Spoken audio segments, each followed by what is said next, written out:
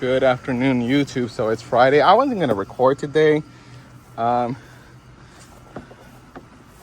don't know. I feel like I'm just in my feelings today, and it's kind of rare, especially for me or for all guys, I guess.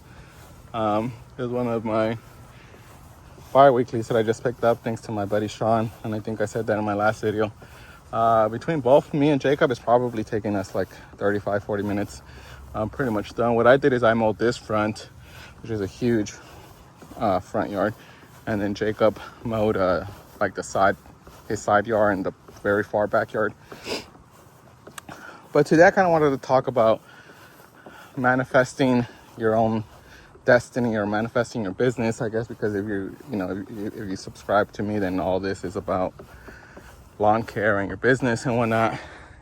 Look at my lines. But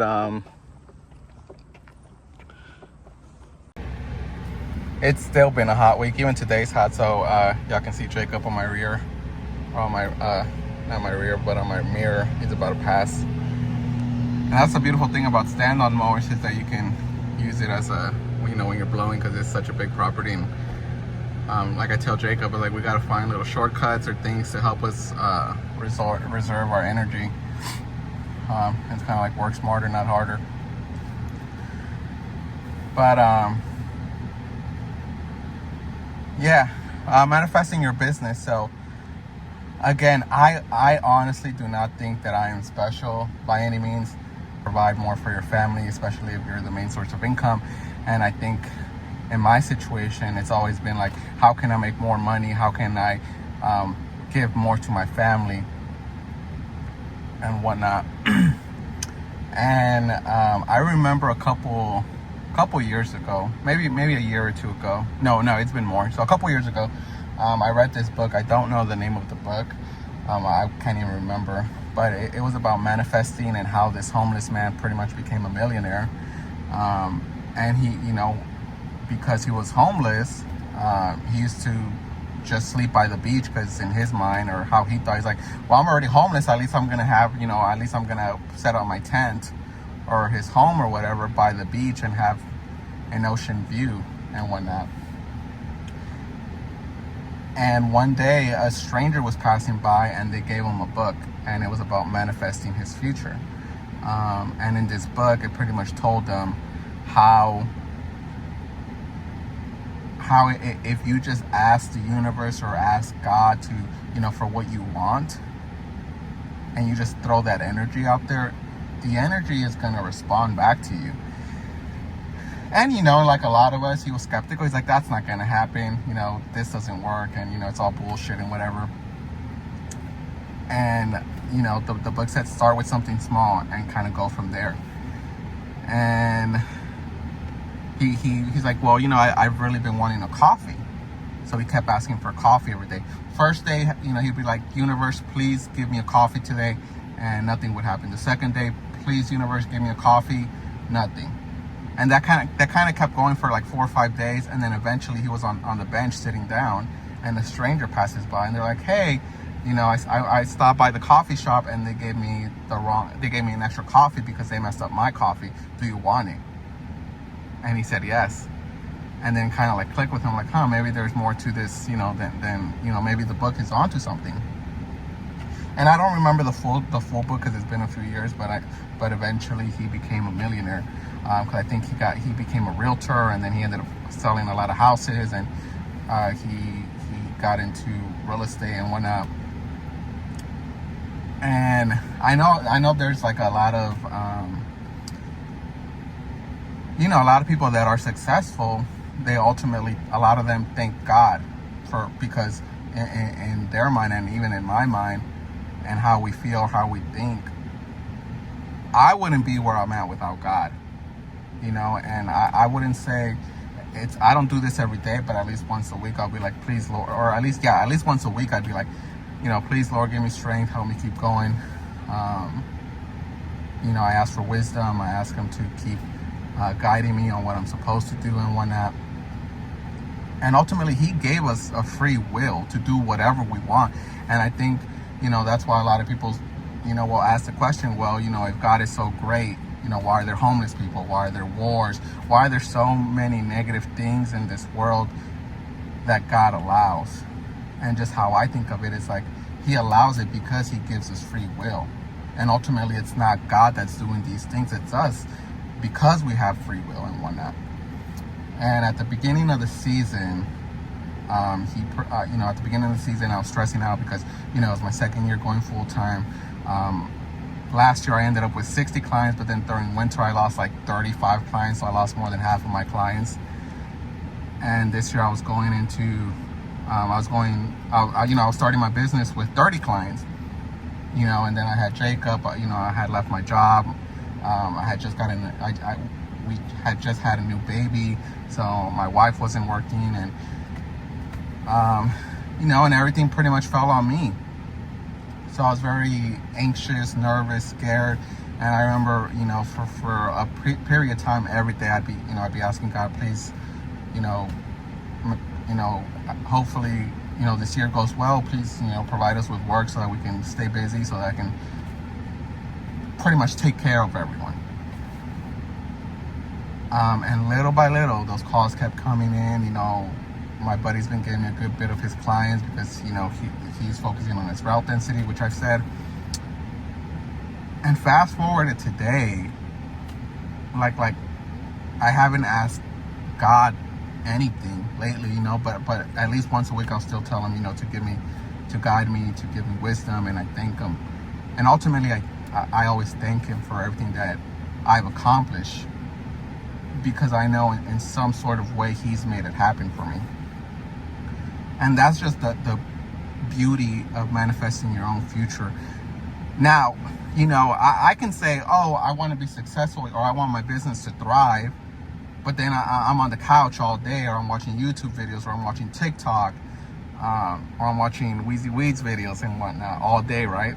Every day for 5-6 days. And maybe one day out of the week, I'll work on the business. Or I keep just procrastinating, and then you see my videos like, damn, it must be nice, or that could be me. And you're right, it could be you. You just got to put in the work. You can't expect the universe or God to work like that if you're not putting in the work. And it could be like me, I want to lose weight. I want to eat healthier. But if I constantly keep eating pizza or wings from gas stations, sodas, right? Fountain drinks, I'm never going to lose weight. I got to put in the work.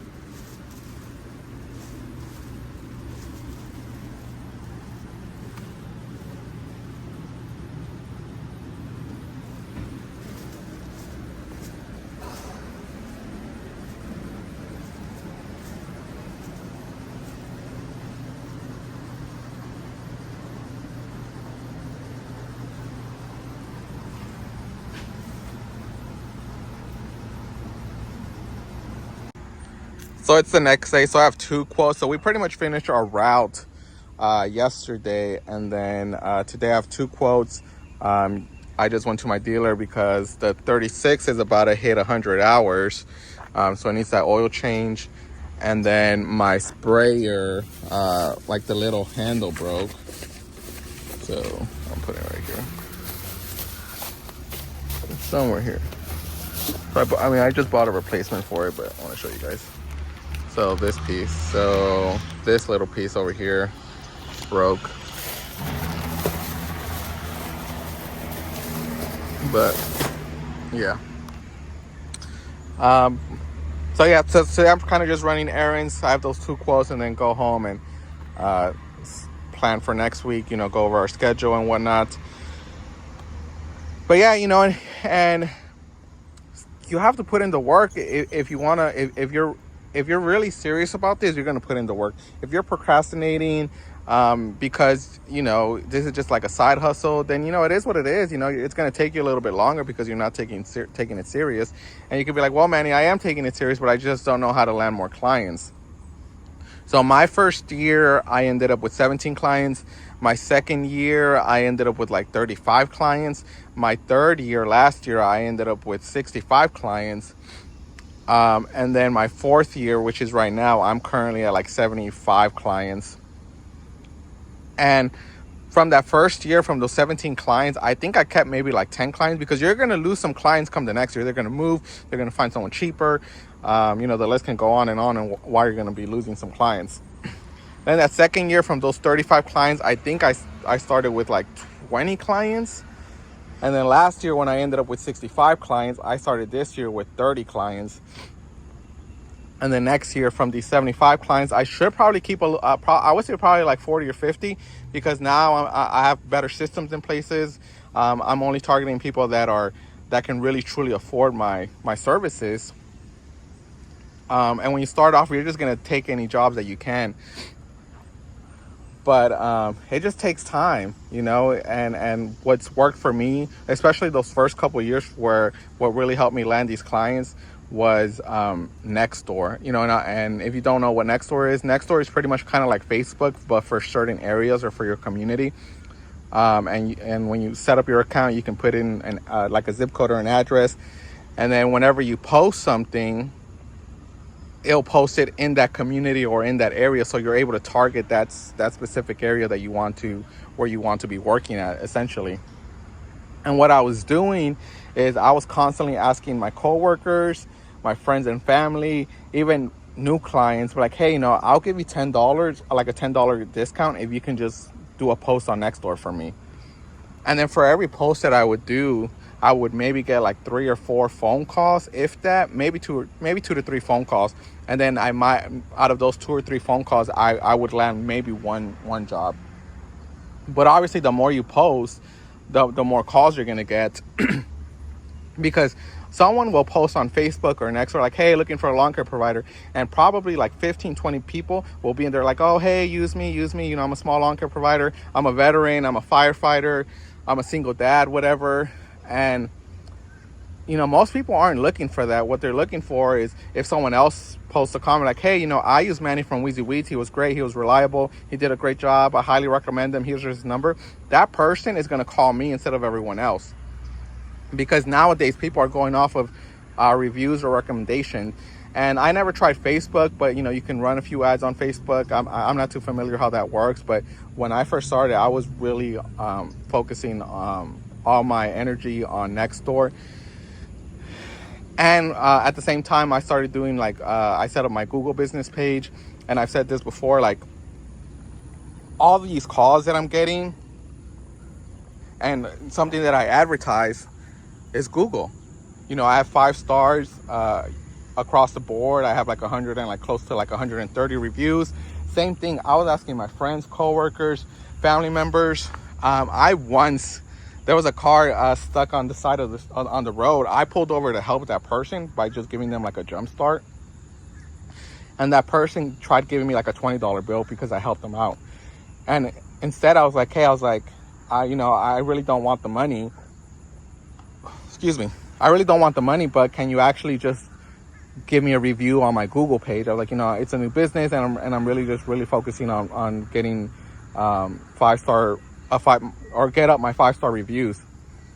Long story short, it took him like 2 days, but he ended up leaving me a 5-star review, because I knew that in the future it was going to pay off. And fast forward to today, it's paid off. So you definitely want to focus on your Google page, get those reviews up. I would say really push for like 100 reviews. Once you get to 100 reviews, stop. You can kind of like back off a little bit and not really focus on it. And then believe me, those calls are going to keep coming, because that's where I'm at. I don't advertise anymore, because a lot of people will put in lawn care, you know, in my area, and then I pop up as top rated and whatnot. And that's what people are going for. But again, it took me about like 2 years to get to of just advertising or like really pushing for my reviews to be where I'm at. But now I'm at the point where I can be more selective with my clients. You know, I can start letting go of these clients that are either always, you know, right now the main issue I'm facing is clients that are paying late. And that's why moving forward, I switched over to either having their card on file or billing them even before I do the service at the beginning of the month. And then slowly get rid of those clients that are always late, you know, or they always text me, they always over communicate and whatnot. Which I've gotten a lot better. I really don't have that many bad clients. If I were to guess, maybe 5, if that, out of 75 clients. So, you know, but when I first started, I was putting up with a lot of shit, you know, because I was just biting my tongue. I was like, you know, it's work, it's decent work. At least I'm making money. At least I'm outside, and that's why you definitely need some like logos or some decals on your truck, where people are driving and they see you, because eventually out of the thousands of people that see you and you drive by, someone's going to call you, be like, okay, I see this person or this company, you know, driving all the time. They must be pretty good. Or when something happens, like, oh yeah, I took a picture of that, you know, that one lawn care provider while I was at the gas station or whatever, and let me call him or let me text him, you know. And it's really all about like reinvesting also back into your business. And honestly, just you know, whatever you set your mind to, we can accomplish it. But again, you got to put in the work. It's not easy. But like always, like, subscribe. So I did want to share, I guess, 4 stories now. 4 personal stories of how it works and how great God really is. First story. After I read that book that I was telling you guys about, I'm like, okay, let me try it, you know, because of course I'm a little skeptical. So this was when I was a general manager of my old job, and you know, it would be like a 20-30 minute drive to my work every day. And for a few days, I just started off with what the guy started off with, the homeless man, what he started off with, you know, tell God, like, hey God, or hey universe, you know, I really want a coffee. If you guys can, if you can provide me with a coffee, that'd be great. A couple days passed by, nothing, but I kept doing it. You know, I kept asking for it day after day. And after about like 5-6 days, I get to work. And then, you know, the servers, the hosts, the cooks, they're coming in. And as this host comes in, and I still remember because I was just in shock, and I was like, wow. As our host comes in, her name is Lydia. She was like, hey Manny. I was like, hey Lydia, good morning. And she's like, good morning. She's like, hey, she's like, do you want an iced coffee? She was like, she's like, they thought I ordered 2 or they made an extra one. She's like, you can have it if you want it. And I was like, okay. And what the crazy part is that I was very specific on what I wanted, because as you guys know, like, I drink my coffee every day, and it's always the same thing. It's always a triple shot iced caramel latte. And I asked her, I was like, what is it? She was like, oh, it's an iced caramel latte. And I was like, yeah. I was like, I'll take it. And it was just like mind blown. It was just crazy. I was like, no way. Second story. You know, I've been with my wife for, I don't even know, like maybe 10 years. And she suffers from endometriosis, and pretty much doctors had told her that she can't have kids, that, you know, that she'll never be able to have kids. And about 2 years ago, I remember, you know, I was driving back home, you know, and I was just talking to God, and I was pretty much telling him, like, God, I was like, I will make you a promise. And I made him a promise. I was like, if you bless us with a baby girl, because I really wanted a girl. I was like, if you bless me with a baby girl, if you bless us with a baby girl, I promise you I will do this. And that was it. Fast forward to a year later, we find out that my wife is pregnant, and we had a baby girl. And of course, I kept my end of the deal, because I gotta be a man of my word, especially when you make a promise to God for something like that. And third, it just happened as I'm filming this video. We service this area, and this area is about 30-minute drive from my regular route, or from where I live. And just last week, Jacob and I, we have 3 properties in this house, or in this area. And Jacob and I, we're like, oh, it would be nice for us to like get at least one more property so that it's worth the 30-minute drive. And I was like, yeah, it would be nice. Fast forward to today, my quote is in this area.